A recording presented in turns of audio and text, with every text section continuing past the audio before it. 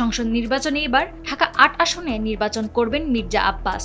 বিএনপির মনোনীত প্রার্থী মির্জা আব্বাসের হলফনামায় নিজের নামে ৬৮,৬৭,০০,০০০ টাকার সম্পদের তথ্য দিয়েছেন। তার বার্ষিক আয় ৯,২৬,৪৫,০০০ টাকা। এছাড়াও জানিয়েছেন তার কাছে আছে ৩টি অস্ত্র।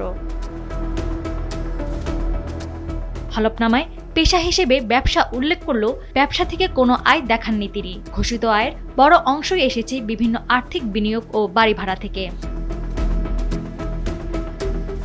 তার আয়ের উৎসগুলো হচ্ছে বাড়ি ভাড়া, ব্যাংক আমানত, এফডিআর, সঞ্চয়পত্র, পুঁজিবাজারের বিনিয়োগ থেকে। এর মধ্যে বাড়ি ভাড়া থেকে আয় দেখানো হয়েছে ৩,৪,০০,০০০ টাকা। এছাড়া ৩টি অস্ত্রের মালিকও তিনি।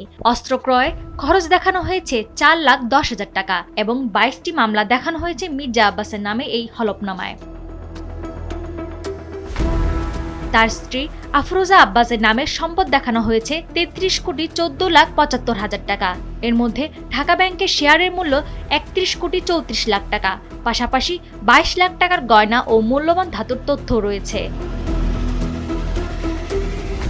নাওয়ার সালসাবিল দুর্দানা, সময়ের আলো।